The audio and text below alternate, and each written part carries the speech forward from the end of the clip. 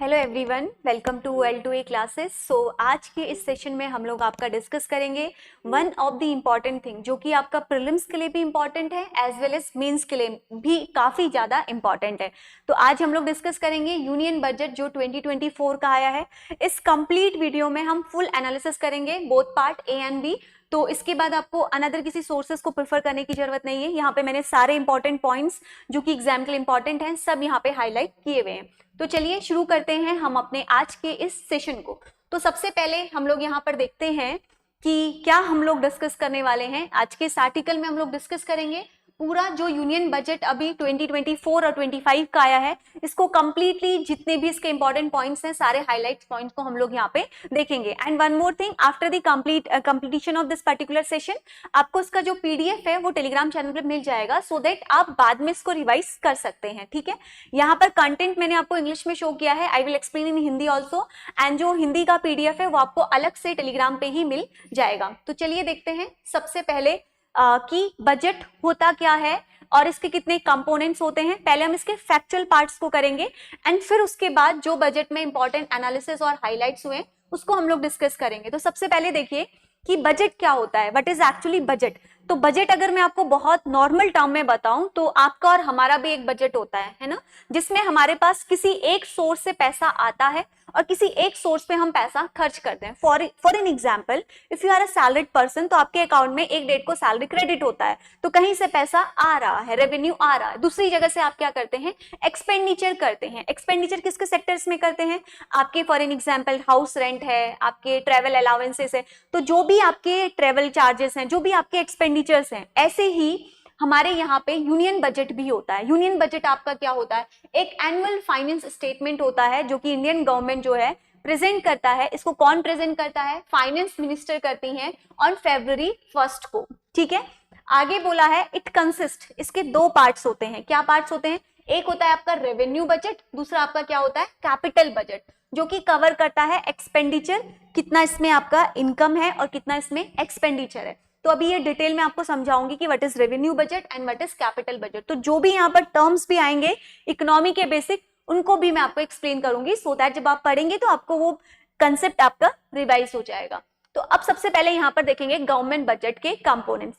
Government budget के दो components होते हैं बजट के बेसिकली, एक होता है आपका रेवेन्यू बजट, दूसरा आपका क्या होता है, कैपिटल बजट। नाउ क्या डिफरेंस है रेवेन्यू बजट और कैपिटल बजट में। रेवेन्यू बजट वो बजट होता है जो आपका daily day to day life में होने वाला खर्चा। ठीक है, कैपिटल बजट वो होता है जो आपका लॉन्ग टर्म में कहीं पे इन्वेस्टमेंट हो रही है। फॉर एन एग्जांपल, अगर मैं आपको अपने बेसिक एग्जांपल से बताऊं तो एक पैसा वो है जो मुझे नेसेसरी खर्च करना है, आपका जो भी इनकम आया। दूसरा पैसा वो है जो आपको क्या करना है, आफ्टर अ टाइम आप उसको खर्च करेंगे। ठीक है, तो यहाँ पे रेवेन्यू बजट जो होता है इसमें आपका एक रेवेन्यू रिसिप्ट होगा जो डे टू डे लाइफ में सरकार को खर्च करना ही करना है, ये एक्सपेंडिचर उसका जाएगा ही जाएगा। ये क्या होगा, यहाँ पर या तो लॉन्ग टर्म खर्चा, जैसे फॉर एन एग्जांपल कहीं पे इंफ्रास्ट्रक्चर डेवलप करा गवर्नमेंट ने, कहीं पर आपका कोई टेम्पल का डेवलपमेंट किया, कुछ भी जो भी उसने किया, ठीक है, तो वहां पर होने वाला खर्चा।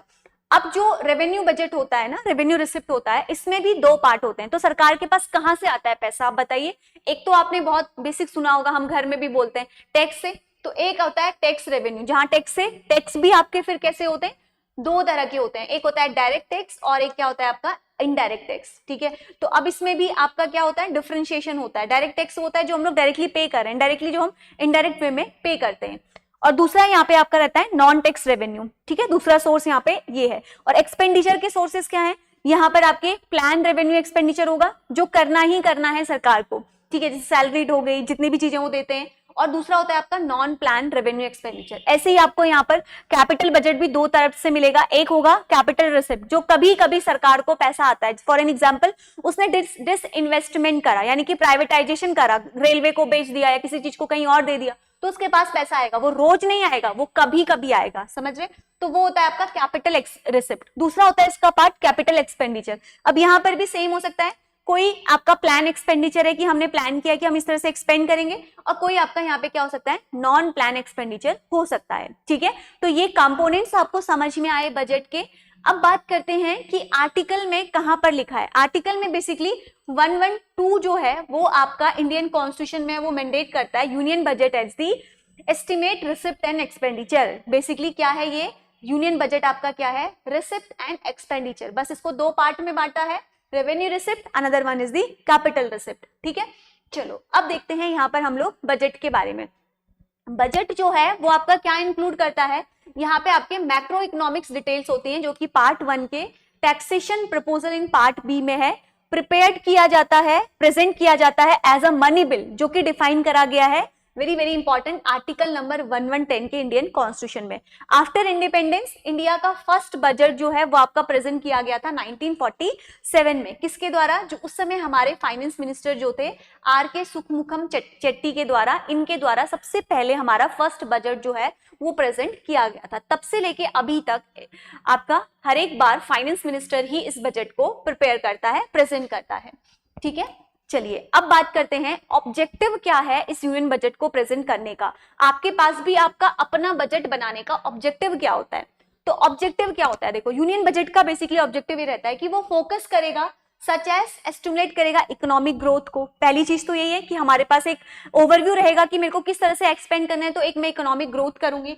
प्रमोट करेंगे सोशल जस्टिस इक्वालिटी को, इंश्योर करेगा एक इफेक्टिव रिसोर्स एलोकेशंस को, और मेंटेन करेगा एक फिस्कल स्टेबिलिटी को। ये होता है इसका बेसिकली आपके ऑब्जेक्टिव, ठीक है। अब यहाँ पर कुछ इसके हम की डॉक्यूमेंट्स भी देख लेते हैं बजट के रिलेटेड, जो भी चीजें इसमें इंक्लूडेड होती हैं। सबसे पहले होता है आपका बजट वर्ड, डायरेक्टली कहीं पर भी मेंशन नहीं है, ये कॉन्स्टिट्यूशन में आर्टिकल नंबर 112 में कैसे मेंशन है, एनुअल फाइनेंशियल स्टेटमेंट के उस पे। सेकेंड आता है आपका आर्टिकल नंबर 113 जो कि हमारा इसी बजट से रिलेटेड है, क्या है ये, डिमांड फॉर दी ग्रांट्स, ठीक है। उसके बाद एक टर्म आता है फाइनेंस बिल जो कि आपका क्या है 1110 आर्टिकल नंबर, ठीक है। अगला एक्ट आता है आपका इंपॉर्टेंट FRBM एक्ट जो कि 2003 में लेकर आया गया था। उसके साथ साथ कुछ मैक्रो और इकोनॉमिक फ्रेमवर्क पॉलिसीज होती हैं, और कुछ आपकी मीडियम टर्म फिस्कल पॉलिसीज या फिस्कल पॉलिसीज स्ट्रैटेजी स्टेटमेंट्स आपके होते हैं। तो ये कुछ बेसिक की डॉक्यूमेंट्स होते हैं जो कि हमारे बजट से रिलेटेड हैं, ठीक है। तो जब भी आप बजट पढ़ रहे हो तो आपके माइंड में होना चाहिए कि यस फाइनेंस स्टेटमेंट क्या है, फाइनेंस बिल क्या है, FRBM एक्ट क्या है, ठीक है। चलो अब देखते हैं हम आगे कि स्टेप क्या होते हैं किसी भी बजट को लाने के या आपके प्रेजेंट करने के। डायरेक्टली तो बजट नहीं आ जाएगा, आज मैंने बोला कि बजट आ जाएगा और आ जाएगा, ऐसा नहीं होता है, उसके पीछे कुछ प्रोसेस होता है। सबसे पहले क्या होता है, प्रेजेंटेशन होता है उसका पार्लियामेंट में, ठीक है। उसके बाद उसके ऊपर जनरल डिस्कशंस होते हैं, ठीक है।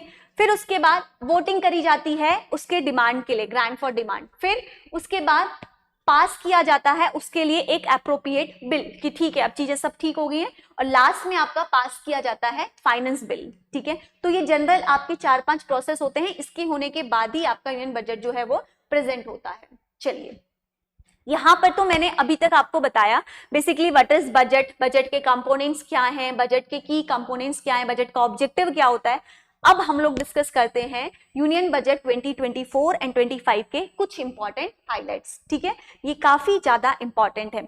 सबसे पहले की कंपोनेंट्स में आप देखेंगे इकोनॉमिक ग्रोथ। तो इंडिया की जो इकोनॉमिक ग्रोथ है ये आपका remaining strong despite global uncertainty, ठीक है।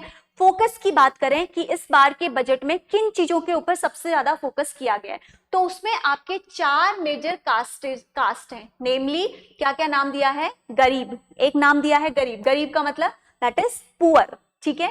उसके बाद सेकेंड फोकस किया गया है महिलाएं, महिलाएं यानी कि हिंदी में महिलाएं हैं, इंग्लिश में दैट इज वुमेन। और थर्ड कंपोनेंट जो है वो है आपका युवा, युवा यानी कि कौन, इंग्लिश में दैट इज यूथ। एंड अन्नदाता, अन्नदाता, अन्नदाता कौन होते हैं, जिनके बिना हम जिंदगी नहीं जी सकते, वो कौन है, हमारे फार्मर्स, ठीक है। Similar to the interim budget, जो हमारा इंटरिम बजट आया था उससे उसी तरह से यहाँ पर भी इन्हीं 4 चीजों के ऊपर फोकस किया गया है ना। आपके माइंड में क्वेश्चन नहीं आ रहा कि वाई बजट जब एवरी फर्स्ट फेब को आता है तो अभी क्यों आया, because due to the election, ठीक है। ये चीज ध्यान में रखना। तो 4 मेन कंपोनेंट कौन कौन से क्लियर ना, गरीब, उसके बाद महिलाएं, युवा एंड अन्नदाता। तो इन 4 कंपोनेंट्स के ऊपर फोकस किया गया है इस बार के बजट में। और बजट की जो थीम रही है प्रॉपर वो रही है आपकी employment, skilling, MSME and middle class. तो इनके ऊपर काफी ज्यादा फोकस किया गया है पूरे बजट में। हमारे एम्प्लॉयमेंट के ऊपर ध्यान दिया गया है, स्किलिंग के ऊपर ध्यान दिया गया है, जितने भी हमारे माइक्रो स्मॉल मीडियम इंटरप्राइजेस हैं उनके ऊपर ध्यान दिया गया है, और मिडिल क्लास के ऊपर, ठीक है।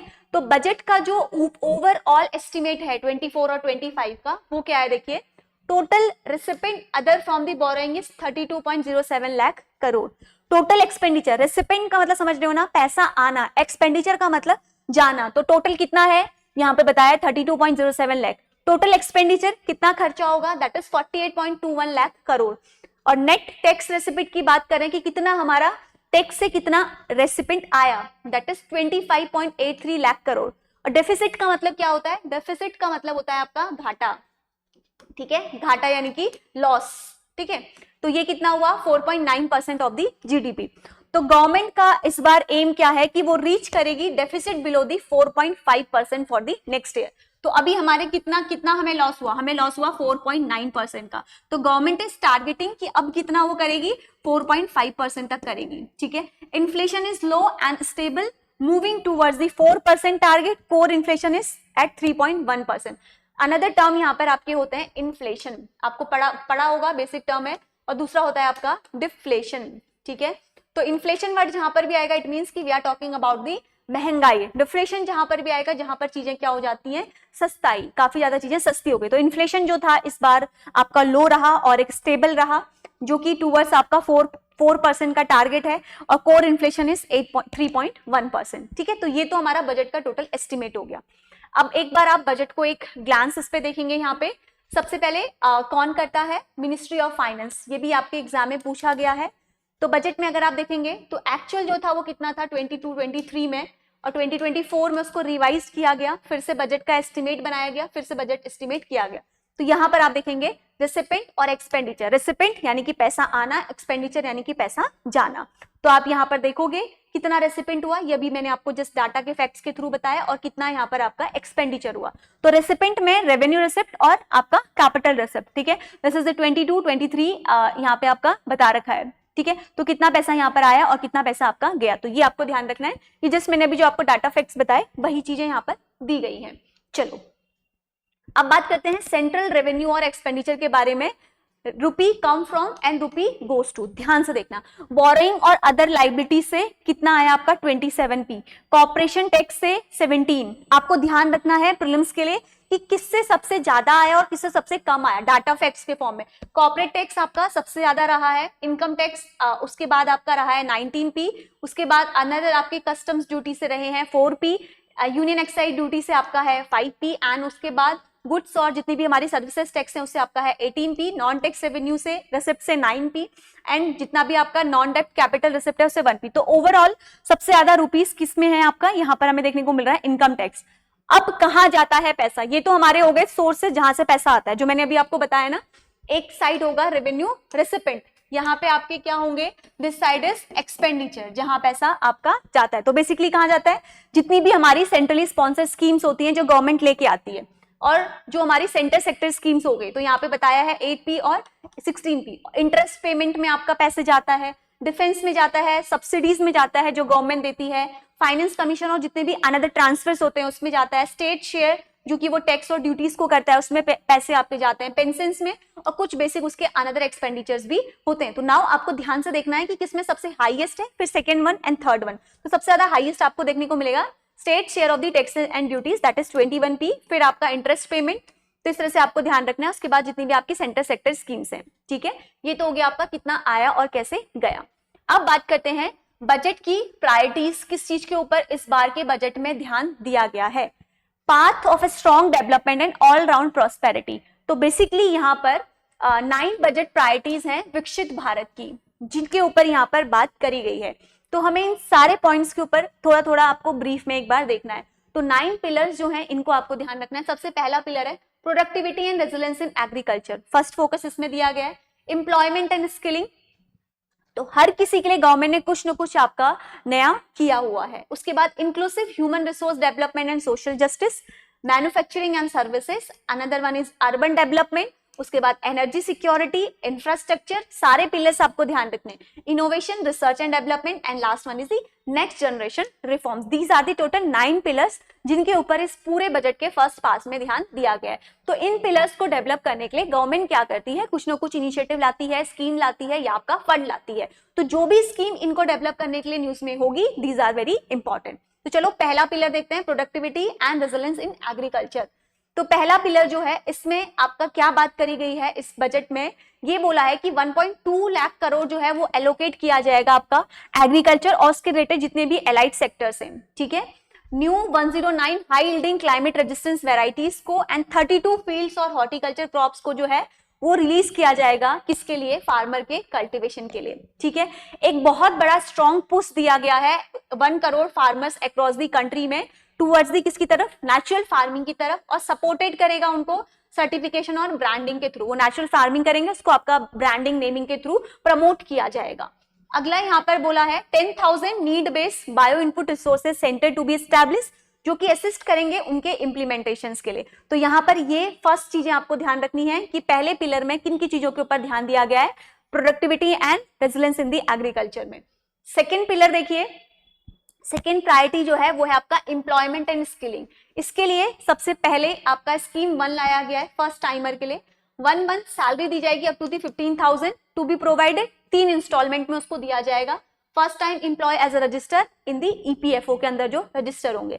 स्कीम बी एम्प्लॉयमेंट स्किलिंग के लिए पहली चीज लाया गया है कि आपका कुछ बेसिक पैसे उनको दिए जाएंगे। सेकेंड लाया गया है जॉब क्रिएशन इन दी मैन्युफैक्चरिंग। सेकेंड फोकस किया गया है कि हमें मैन्युफैक्चरिंग सेक्टर्स में जॉब को क्रिएट करना है, जिसमें इंसेंटिव जो है वो आपका प्रोवाइड किया जाएगा एक स्पेशल स्केल में एम्प्लॉयड और जितने भी आपके अनएम्प्लॉयड हैं with respect to their EPFO contribution के द्वारा first 4 year to be employed, ठीक है।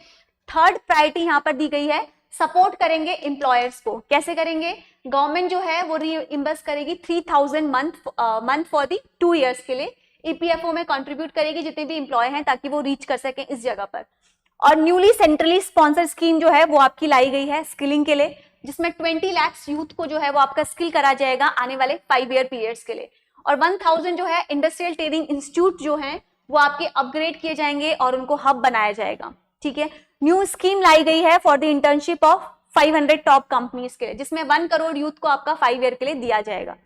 इसके अलावा यहाँ पे फैसिलिटेट किया गया है हायर पार्टिसिपेशन ऑफ वुमेन का, कहाँ पर, हमारे वर्क फोर्सेस में। जो भी वर्किंग वुमेन्स हैं आपके होटल्स में, हॉस्टल्स में, इनको आपका एस्टैब्लिश किया जाएगा, कोलैबोरेट किया जाएगा विद द इंडस्ट्री के साथ।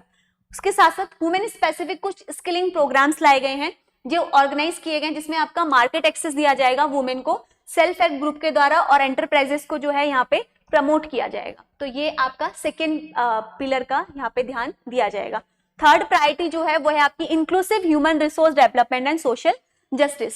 इसमें सबसे पहले पूर्वोदया इनिशिएटिव, ये बेसिकली क्या है, इसमें डेवलप किया जाएगा एक प्लान किसके लिए, हमारे ईस्टर्न रीजन के लिए, जिसमें हमारे कौन कौन से स्टेट रीजन है, बिहार, झारखंड, वेस्ट बंगाल, उड़ीसा और आंध्र प्रदेश के लिए। फोकस किया जाएगा यहाँ पे ह्यूमन रिसोर्सेज डेवलपमेंट इंफ्रास्ट्रक्चर के लिए, इकोनॉमिक अपॉर्चुनिटी जो कि विकसित भारत के लिए हमारी यहाँ पर लाई जाएगी। डेवलप किया जाएगा इंडस्ट्रियल नोड, कहाँ पे, गया में, along with the Amritsar Kolkata industrial corridor बनाया जाएगा। लॉन्च किया जाएगा पावर प्रोजेक्ट को, इंक्लूड करेंगे 24,000 मेगावाट प्लांट को, कहाँ पे, प्रणिपति बिहार में। टोटल इंफ्रास्ट्रक्चर यहाँ पे इन्वेस्टमेंट यहाँ पे 21,400 करोड़ का है। आंध्र प्रदेश रीऑर्गेनाइजेशन एक्ट लाया गया है जो कि स्पेसिफिक फाइनेंशियल सपोर्ट है 15,000 करोड़ का, यहाँ पे मल्टी डेवलपमेंट एजेंसीज बनाई जाएंगी। डेवलप किया जाएगा इंडस्ट्रियल नोड को, यहाँ पे विशाखापट्टनम चेन्नई इंडस्ट्रियल कॉरिडोर को कनेक्ट किया जाएगा। उसके अलावा प्रधानमंत्री जनजातीय उन्नत ग्राम अभियान जो है ये इंप्रूव करेगा सोशियो इकोनॉमिक कंडीशंस, जितनी भी हमारी ट्राइबल फैमिलीज हैं 63,000 विलेजेस में, उनको बेनिफिशियरी को टोटल 5 करोड़ पीपल जो हैं उनको बेनिफिट दिया जाएगा। Bank branches in the north eastern region में स्टैब्लिश किए जाएंगे 100 ब्रांच, किसके, आपके इंडियन पोस्ट पेमेंट बैंक के। तो ये है जहां पर हम लोग इंक्लूसिव ह्यूमन रिसोर्सेज डेवलपमेंट करेंगे। इंक्लूसिव का मतलब होता है overall development from the all the sites, ठीक है। इसके लिए हमारी गवर्नमेंट ने ये इनिशिएटिव्स लिए हैं। अब बात करते हैं मैन्युफैक्चरिंग सर्विसेज के लिए क्या बोला है इस बजट में। क्रेडिट गारंटी स्कीम दी जाएगी एमएसएमई की जितनी भी मैन्युफैक्चरिंग सेक्टर्स हैं उनको आपका collateral free credit guarantee long term loan दिया जाएगा। उसके बाद क्रेडिट सपोर्ट दिया जाएगा एमएसएमई को ड्यूरिंग दी स्ट्रेस पीरियड, जब उनका डाउनफॉल पीरियड आता है उस समय पे। यहाँ पे एक मैकेनिज्म बनाया गया है ताकि वो इंश्योर कर सकें, बैंक से क्रेडिट सपोर्ट ले सकें एमएसएमई के द्वारा जब उनके पास फाइनेंशियल लॉस रहेगा, ठीक है। मुद्रा लोन्स के बारे में बोला गया है इस बजट में, इंक्रीज किया गया है मुद्रा लोन को अंडर दी तरुण कैटेगरी में 20 लाख से 10 लाख तक, those will be successfully repayment history, जिनकी रीपेमेंट हिस्ट्री अच्छी है उनके लिए लोन का जो मुद्रा लोन है वो बढ़ाया गया है। इनहांस किया गया है स्कोप मैंडेटरी ऑनबोर्डिंग चीजों में, जहां पे आपका रिड्यूस किया गया है टर्नओवर जो थ्रेशोल्ड था ऑनबोर्डिंग का प्लेटफॉर्म का 500 करोड़ से 250 करोड़ तक, ठीक है। MSME unit in food irradiation quality and safety testing, इसमें भी आपका सपोर्ट किया जाएगा। 50 मल्टी प्रोडक्ट फूड इरिडेशन जो है वो बनाए जाएंगे। ई कॉमर्स एक्सपोर्ट हब है, यहाँ पर सेटअप किया गया है ई कॉमर्स एक्सपोर्ट हब को थ्रू दी दोनों का पब्लिक और प्राइवेट पार्टनरशिप के द्वारा ट्रेडिशनल आर्टिसन जो है वो सेल करेंगे अपने प्रोडक्ट्स को इंटरनेशनली, ठीक है। डिजिटल पब्लिक इंफ्रास्ट्रक्चर एप्लीकेशन तो डेवलप किया गया है डीपीआई एप्लीकेशन को क्रेडिट के लिए, ई कॉमर्स के लिए, आपका education, health, law and justice, logistic, MSME services delivery and urban governance में। तो ये हो गया हमारा पिलर नंबर 4। तो टोटल देयर आर 9 पिलर, है ना।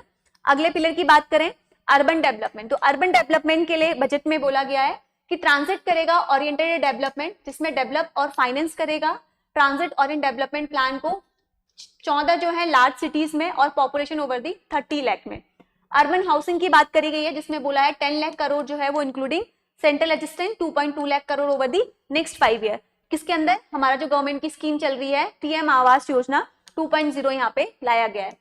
अगला पॉइंट यहाँ पे बोला है स्ट्रीट मार्केट के बारे में बोला है अर्बन डेवलपमेंट के लिए। स्ट्रीट मार्केट बेसिकली क्या है, यहाँ पर लॉन्च करी गई है एक न्यू स्कीम जो कि सपोर्ट करेगी डेवलपमेंट ऑफ 100 वीकली हार्ट्स को और स्ट्रीट फूड्स हब को annually for the next 5 year के लिए, जो कि सेलेक्ट करी जाएंगी सिटीज को, और success of PM Svanidhi scheme का ट्रांसफॉर्म करी जाएगा लाइफ को, जो कि हमारे जितने भी स्ट्रीट वेंडर्स हैं, ठीक है, उनके ऊपर भी यहाँ पे स्पेसिफिकली ध्यान दिया गया है। अब बात करते हैं एनर्जी सेक्टर के लिए। एनर्जी सेक्टर के लिए सबसे पहले एनर्जी सिक्योरिटी के लिए एनर्जी ट्रांजिशन किया गया है, जिसमें इंट्रोड्यूस किया गया है एक पॉलिसी डॉक्यूमेंट जिसमें एनर्जी ट्रांजिशन पाथवे में पंप किया गया है स्टोरेज पॉलिसी को, जिसमें डेवलप किया गया है पॉलिसी ताकि हम प्रमोट कर सकें, पंप कर सकें इसके रिलेटेड जितने भी प्रोजेक्ट्स हैं।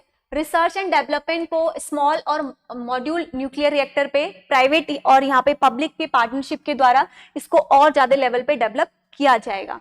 एडवांस किया जाएगा ultra super critical thermal power plant का, इसमें एक प्रपोजल लाया गया है जिसमें जॉइंट वेंचर रहेगा एनटीपीसी का और बेल का, और कंट्रीब्यूट करेंगे बेल दोनों मिलके 800 मेगावाट के कॉमर्शियल प्लांट्स को। यहाँ पर ये लोग यूज करेंगे advance ultra super critical technology को। एक रोड मैप बनाया जाएगा for the hard to abate industries के लिए, इंप्लीमेंट किया जाएगा रेगुलेशंस ट्रांजेक्शंस हमारे हार्ड टू एबेट इंडस्ट्रीज में, परफॉर्म, अचीवर और ट्रेड नोट्स पे। अगला यहाँ पर है पीएम सूर्या घर मुफ्त बिजली योजना, ये लॉन्च किया जाएगा, इंस्टॉल करेंगे इसमें रूफटॉप हमारे सोलर प्लांट्स को enable to 1 crore household obtain the free electricity up to the 300 unit every month, ताकि जो हर एक घर जो है वो 300 यूनिट तक की जो बिजली है वो आपका फ्री में ऑब्टेन कर सके, ठीक है। तो यहाँ पर ये चीजें यहाँ पे बताई गई हैं। इंफ्रास्ट्रक्चर के बारे में बात करें अगली प्रायोरिटी, तो central government infrastructure investment allocate किया गया है यहाँ पे कुछ फंड ताकि उसको डेवलप किया जा सके, capital expenditure. State government same इसी तरह से वो आपका 1.5 लाख करोड़ जो है वो long term interest free loan देगी स्टेट प्रोजेक्ट को। प्रधानमंत्री ग्राम सड़क योजना जो है इसका फेज 4 जो है वो आपका इंश्योर करेगा हर एक जगह पर ऑल वेदर कनेक्टिविटी रहे रूरल एरियाज में। इरिगेशन और फ्लड मैनेजमेंट को भी यहाँ पे ध्यान रखा जाएगा। ऑफर किया गया 11,500 करोड़ के प्रोजेक्ट्स को, कोसी मच्छी इंट्रा स्टेट लिंक को, और असिस्ट करेगा स्टेट जितने भी हमारे ऊपर के स्टेट्स हैं, असम, हिमाचल प्रदेश, उत्तराखंड, सिक्किम, और फ्लड और लैंडस्लाइड मैनेजमेंट को। टूरिज्म के ऊपर भी काफी ज्यादा ध्यान दिया गया है, डेवलप किया जाएगा विष्णुपद टेम्पल कॉरिडोर को और महाबोधि गया टेम्पल कॉरिडोर को राजगृह में, जो कि आपका बिहार में पड़ता है। असिस्ट करेंगे, इनहांस करेंगे टेम्पल, मॉन्यूमेंट्स और हमारे जितने भी वाइल्ड लाइफ सेंचुरीज हो गए, टूरिज्म के जितने भी हमारे प्लेसेस हैं, ठीक है। चलिए अब बात करते हैं नेक्स्ट प्रायोरिटी की, जिसमें आपका ध्यान दिया गया इनोवेशन, रिसर्च एंड डेवलपमेंट में। तो यहाँ पे अनुसंधान नेशनल रिसर्च फंड बनाया जाएगा, जिसमें आप बेसिक फंड को यूटिलाइज कर सकते हो रिसर्च और आपके प्रोटोटाइप डेवलपमेंट के लिए। फाइनेंसिंग पूल बनाया गया है जो कि एस्टैब्लिश करेगा 1 लाख करोड़ पूल का, जो कि सपोर्ट करेंगे हमारे प्राइवेट सेक्टर के जितने भी रिसर्च और इनोवेशंस और कॉमर्शियल स्केल पे। स्पेस एजेंसी के बारे में बात करें तो क्रिएट किया जाएगा 1000 करोड़ के वेंचर्स कैपिटल फंड, ताकि हम एक्सपेंड कर सकें स्पेस की इकोनॉमी को 5 fold over the next 10 year, तो 5 गुना जो है आने वाले 10 साल तक हम लोग बढ़ा पाए, ठीक है। अगला है नेक्स्ट जनरेशन रिफॉर्म, जो कि हमारा प्रायोरिटी नंबर 9 है, जिसमें रूरल लैंड रिलेटेड एक्शन के बारे में बात किया गया है। यहाँ पर इंप्लीमेंट किया जाएगा unique land parcel infrastructure number और भू आधान फॉर ऑल सारी की सारी लैंड्स के लिए, और डिजिटलाइज किया जाएगा मैप्स को, सर्वे किया जाएगा, सब डिवीजन स्टैब्लिश किया जाएगा, लैंड रजिस्ट्री और जितने भी उसके फार्मर की रजिस्ट्री है। सेकेंड पॉइंट ध्यान दिया गया है अर्बन लैंड रिलेटेड एक्शन में डिजिटलाइज किया जाएगा लैंड रिकॉर्ड को हमारे अर्बन एरियाज में, जहां पे हम लोग जीआईएस मैपिंग का यूज करेंगे। सर्विस टू लेबर इंटीग्रेट किया गया है ई श्रम पोर्टल को अनदर प्लेटफॉर्म के साथ, जो कि आपका एक वन स्टॉप सॉल्यूशन बनेगा। डेवलप किया जाएगा ओपन आर्किटेक्चर डाटाबेस, जो कि कीप अप होगा with the labour market change and skill requirement से। एनपीएस वात्सल्य इंट्रोड्यूस किया गया है इसको, जो कि कॉन्ट्रीब्यूटेड है by the parents and guardian for the minors के लिए। तो ये हो गए हमारे टोटल 9 यहाँ पर आपके मेन प्रायोरिटीज एरिया जिनके ऊपर ध्यान दिया गया है। अब बात करते हैं यहाँ पर हम आपके कुछ इंपॉर्टेंट की highlights related to the railway budget at a glance. ठीक है, तो इसमें एक बार आप इस फैक्ट को देख लीजिए। नेट रेवेन्यू इन करोड़ कितना है वो आपको बताया है, और ऑपरेटिंग रेशियो वो भी यहाँ पे समझाया है, ग्रॉस ट्रैफिक रिसिपेंट आपको बताया है, और टोटल आपको यहाँ पे समझाया है। तो अगर हम 22-23 से अगर हम देखें 24-25 तक, तो यहाँ पर जो ग्रॉस ट्रैफिक रेसिपिएंट है वो आपका 278100 है, और आपका जो खर्चा है वो आपका कितना है, टोटल वर्किंग एक्सपेंस अभी तक इतना है, यानी कि थोड़ा बहुत यहाँ पे बचा है। रेलवे अर्निंग की अगर हम बात करें पैसेंजर और फ्रेट के थ्रू कितना करता है, तो यहाँ पर आपको बताया गया है these are from the passenger and this is the from the another sources. तो यहाँ पे रेलवे बजट के बारे में ये थोड़ा सा डाटा बताया है। अब देखते हैं सेकेंड पार्ट, दैट इज कुछ इंपॉर्टेंट पॉइंट्स जो कि काफी ज्यादा इंपॉर्टेंट है। रिसोर्सेज ट्रांसफर की अगर हम बात करें स्टेट और यूनियन टेरिटरीज में कितना है, तो अगर हम लास्ट ईयर के कंपैरिजन में देखें तो यहाँ पर हमें इंक्रीमेंट देखने को मिला है 23.49 हमें देखने को मिला है बजट एस्टिमेट में। रिवाइज एस्टिमेट में यहाँ पे आपका 20 था, इसको और बढ़ा दिया गया, तो यानी कि रिसोर्स ट्रांसफर जो है स्टेट और यूनियन टेरिटरी में उसको हमें बजट में इंक्रीमेंट देखने को मिला है, ये ध्यान रखना है आपको। अगर हम लोग ट्रेंड करें देखें टैक्स और रेसिपेंट के बारे में, तो ग्रॉस टैक्स रेसिपेंट डायरेक्ट और इनडायरेक्ट, तो डायरेक्ट टैक्स और इनडायरेक्ट टैक्स को अगर हम देखें तो डायरेक्ट टैक्स अगर आप 24-25 के बजट में देखोगे तो यहाँ पे आपका 6.8 जो कि हमें बढ़ा हुआ यहाँ पर देखने को मिला है। इनडायरेक्ट टैक्स की अगर हम बात करें तो यहाँ पे हमें 5.0 देखने को मिलेगा, जो कि स्टेगनेंट है काफी टाइम से। यहाँ पर हमारा 5.1 था एंड यहाँ पे हमें इंक्रीमेंट देखने को मिला है। अगर हम टोटल ग्रॉस नेट टैक्स की बात करें तो आपको यहाँ पर हमें इंक्रीमेंट देखने को मिलेगा कुछ पॉइंट से। पहले आपको मिलेगा 11.9, 11.6, अभी आपको देखने को मिलेगा 11.8। अब यहाँ पर डायरेक्ट टैक्स और इनडायरेक्ट टैक्स दो टाइप के टैक्स हैं। तो डायरेक्ट टैक्स क्या होता है, डायरेक्ट टैक्स आपका इनकम टैक्स हो गया, आपका प्रॉपर्टी टैक्स हो गया, टैक्स जो कि आपका एसेट्स पे मिलता है जो आप डायरेक्टली पे करते हो। और इनडायरेक्ट टैक्स क्या होता है, इनडायरेक्ट टैक्स आपके वो टैक्स होते हैं जो कि आपका सच एज सेल टैक्स हो गए, ये आपके काइंड ऑफ इनडायरेक्ट टैक्स हैं। ठीक है, चलो अब देखते हैं नेक्स्ट डेफिसिट की बात करते हैं। आप लोग ट्रेंड हमें देखने को मिलेगा deficit, this is very very important. सबसे पहला टर्म यहाँ पर आया है फिस्कल डेफिसिट। अगर आप फिस्कल डेफिसिट देखोगे तो फिस्कल डेफिसिट में आपको 4.9% आपको देखने को मिला है 24-25 के बजट में। तो यानी कि इसमें हमें डिक्रीमेंट देखने को मिला है। अगर हम लास्ट ईयर से कंपैरिजन करते हैं 22-23 से अगर 24-25 तक करेंगे तो यहाँ पे 4.9% देखने को मिला है। तो फिस्कल डेफिसिट क्या होता है, ये आपकी कंडीशन होती है जब government expenditure of the government exceed to the in the revenue in a year. मतलब आपका क्या हो गया, गवर्नमेंट का जो बजट था, जो रेवेन्यू था उससे आपका बढ़ गया। तो जब भी आपका जो बजट है उससे ज्यादा खर्चा करोगे तो क्या होगा, आपको लॉस होगा। तो कंडीशन होती है जब एक्सपेंडिचर ऑफ द गवर्नमेंट, जो गवर्नमेंट का एक्सपेंडिचर है वो आपका एक्सीड कर जाता है रेवेन्यू ऑफ द ईयर। जो भी रेवेन्यू इसके लिए सेट किया गया है पर्टिकुलरली, उससे अगर ज्यादा हो जाता है तो आपका फिस्कल डेफिसिट कहलाता है। अब बात करते हैं रेवेन्यू डेफिसिट की। तो रेवेन्यू डेफिसिट की अगर हम बात करें तो रेवेन्यू डेफिसिट में भी हमें डिक्रीमेंट देखने को मिला है 1.8% का। तो रेवेन्यू डेफिसिट क्या होता है, रेवेन्यू डेफिसिट होता है आपका revenue receipt minus revenue expenditure. जो भी रेवेन्यू हमें मिला और जो भी हमने एक्सपेंडिचर किया उसमें आपका जो डेफिसिट होता है वो कहलाता है आपका रेवेन्यू रिसिप्ट। ठीक है, अगला है आपका प्राइमरी डेफिसिट। तो प्राइमरी डेफिसिट में अगर हम देखें तो प्राइमरी डेफिसिट में भी हमें लॉस डिक्रीमेंट देखने को मिला है 3.0 से हमें 1.4% का डिक्रीमेंट हमें देखने को मिला है। तो प्राइमरी डेफिसिट क्या होता है ये भी आपको ध्यान रखना है। प्राइमरी डेफिसिट की अगर मैं बात करूं तो प्राइमरी डेफिसिट आपका क्या होता है, fiscal deficit minus interest payment in the previous year. Fiscal deficit minus आपका होता है interest payment in the previous year. ठीक है, यहाँ पर भी आपको डिक्रीमेंट ही देखने को मिला है। अब बात करते हैं इफेक्टिव रेवेन्यू डेफिसिट के बारे में। इफेक्टिव रेवेन्यू डेफिसिट को अगर हम देखें तो आपको इफेक्टिव रेवेन्यू डेफिसिट जो है आपको यहाँ पे कितना देखने को मिला है, 10.6% हमें देखने को मिला है। तो यहाँ पर भी हमें डिक्रीमेंट देखने को मिला है। इफेक्टिव रेवेन्यू डेफिसिट होता है revenue receipt minus asset for the grand creations, ठीक है, asset for the grand creations, ठीक है, ये आपको ध्यान रखना है। अलग अलग काइंड्स के आपके डेफिसिट कौन कौन से होते हैं, फिस्कल डेफिसिट क्या होता है, प्राइमरी डेफिसिट क्या होता है, तो हर किसी में हमें यहाँ पे डिक्रीमेंट देखने को मिला है। तो डेफिसिट जितना कम होगा उतना अच्छा है ना, घाटा जितना कम होगा उतना हमारे लिए अच्छा है। अब बात करते हैं sources of the deficit financing. तो क्या क्या सोर्सेज हैं जहां से हमें चीजें देखने को मिलेंगे। एक है आपका मार्केट बोरोइंग, दूसरा है आपका security against the small savings, short term borrowing जिसमें आपके टी बिल्स वगैरह आते हैं। अनदर में देखेंगे तो एक्सटर्नल डेब्ट्स आएगा, डेब्ट आएंगे, डाउनफॉल इन दी कैश बैलेंस आपको देखने को मिलेगा। तो यहाँ पर ये डाटा आपको दिया हुआ है, जस्ट आपको एक बार कंपेरिजन करना है लास्ट ईयर से। तो लास्ट ईयर से ट्रेंड में बढ़ा है घटा है, इस तरह से क्वेश्चन हमारे बनते हैं।